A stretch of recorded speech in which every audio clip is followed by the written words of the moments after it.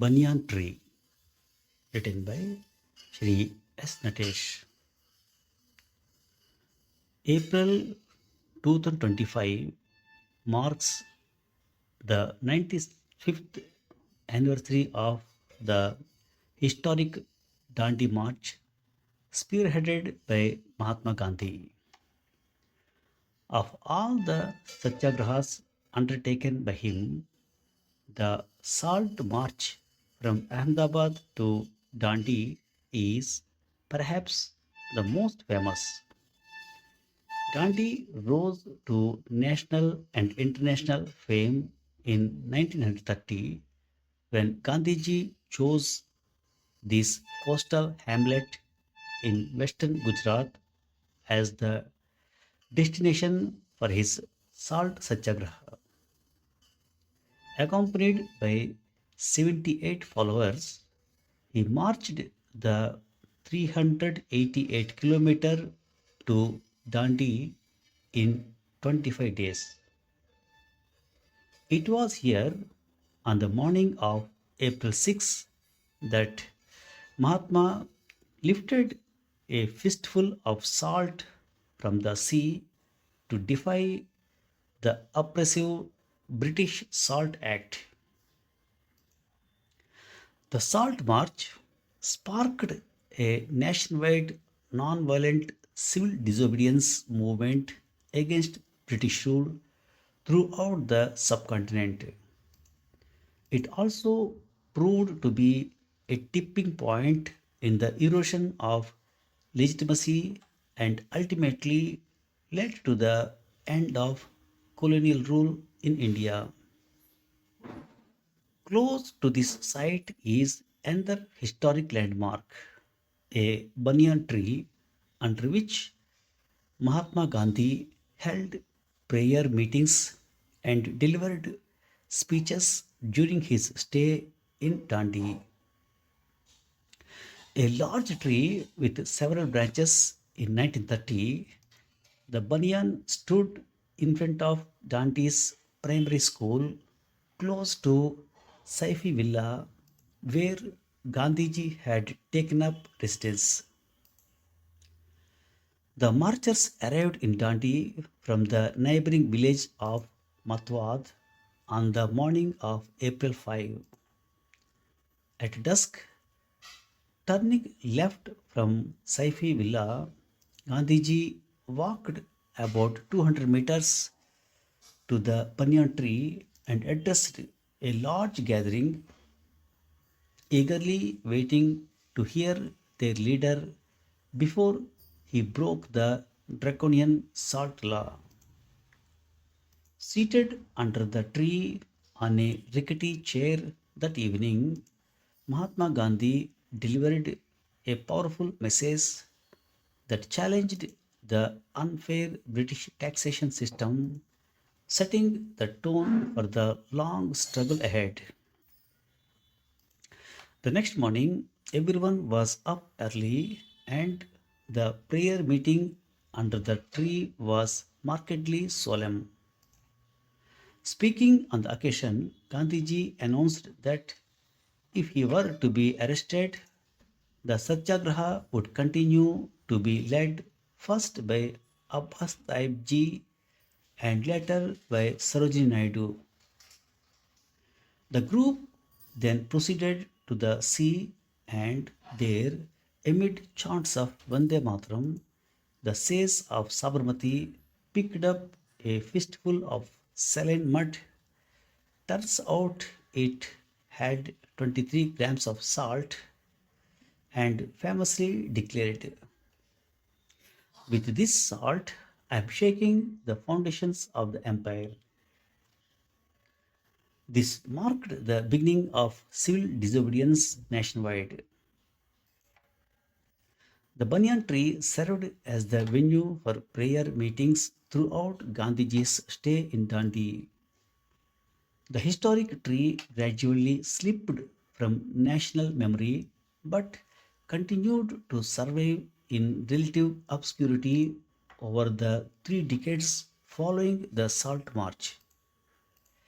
In the year 1961, Someone in the government thought of developing the area around it.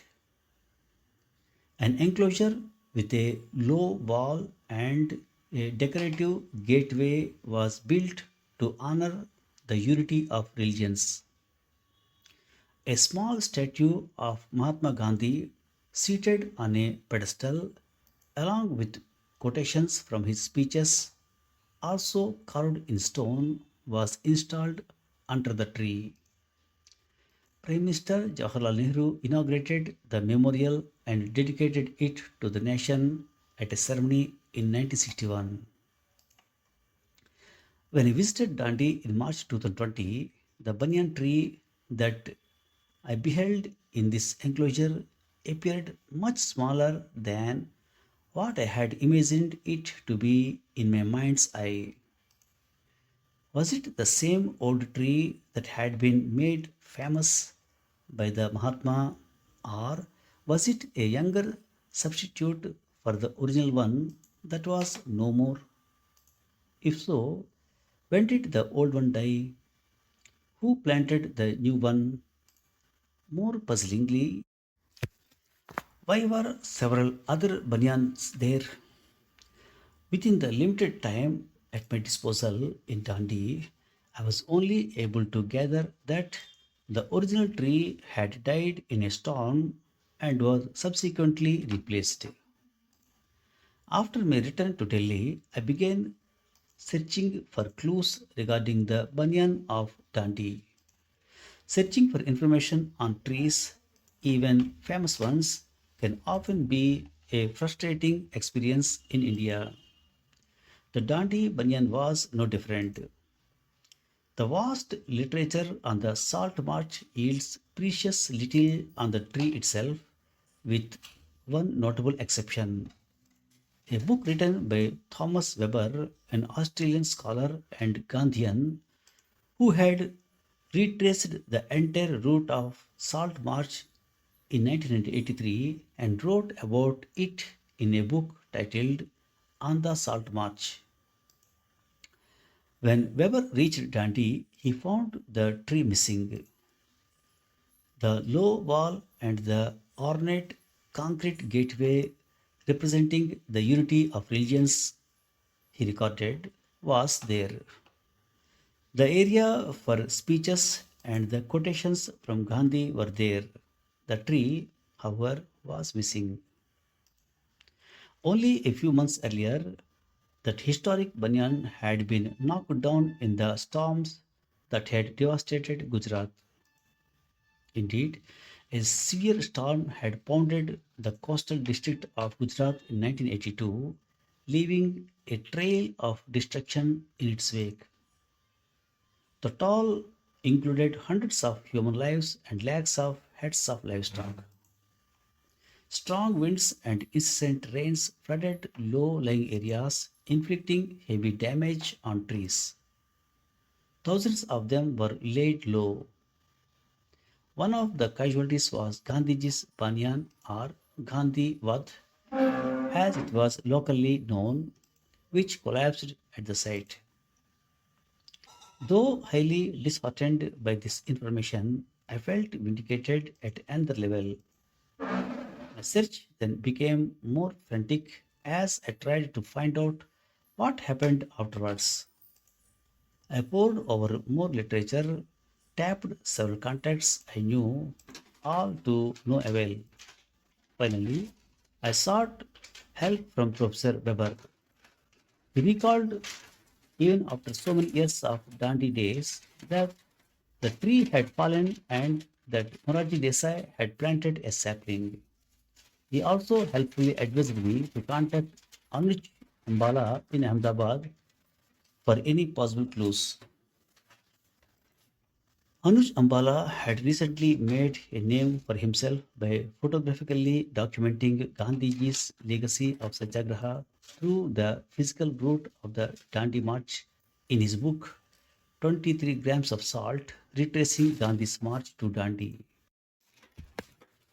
Ambalal promptly responded to my plea for help and reiterated that the tree now standing in Dandi was planted from the branches of the fallen banyan by Morarji Desai and provided me with the contact information of Mohanbhai Dandikar, a well-known writer, translator and Gandhian based in Dandi for more definitive information. Just before contacting him, I looked up Dandikar on the internet. To my great dismay, I found that he had recently passed on a Navsari due to a heart attack. By now, my luck seemed to have ended in a cul-de-sac. In desperation, I contacted Anuj Ambalal again. Displaying great patience, he promptly provided me with another contact in Dandi, Dhirubhai Haribhai Patel, yet another Gandhian. With great trepidation, I dialed his mobile number. The voice at the other end confirmed that it was indeed Dhirubhai's. To my great delight, he also confirmed that he was familiar with the story of Dandi tree.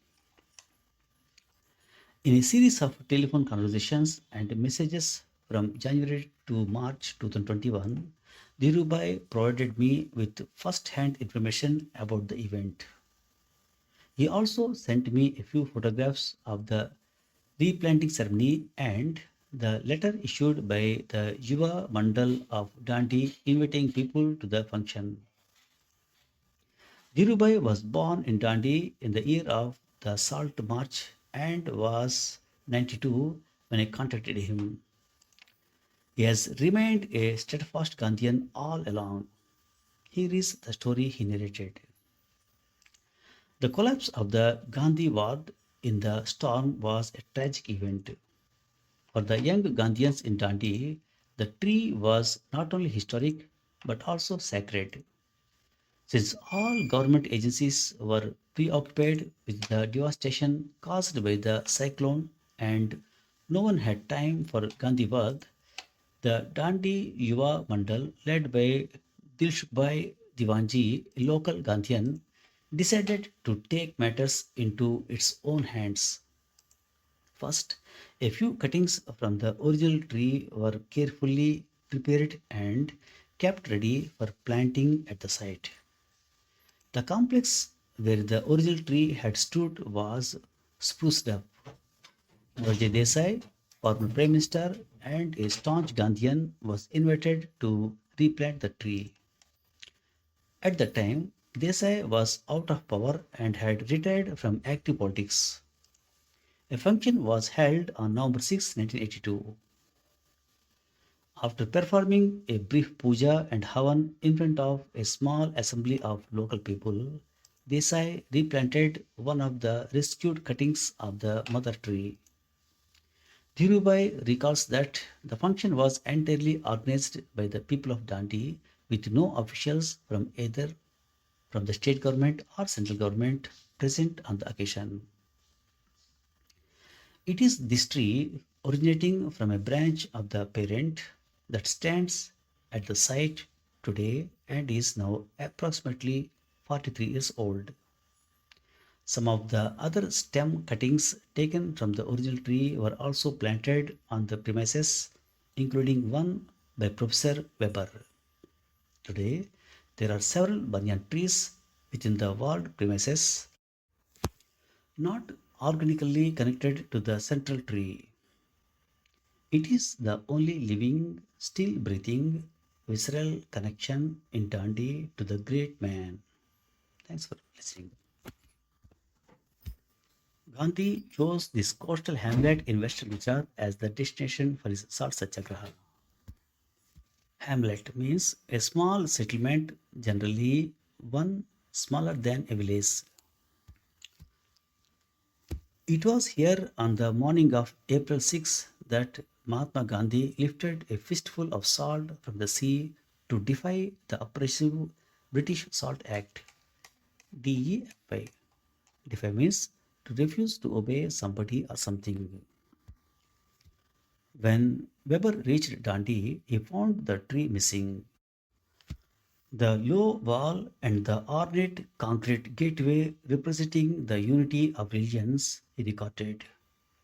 ornate. Ornate means covered with lot of small complicated designs and decoration. By now, my luck seemed to have ended in a cul-de-sac.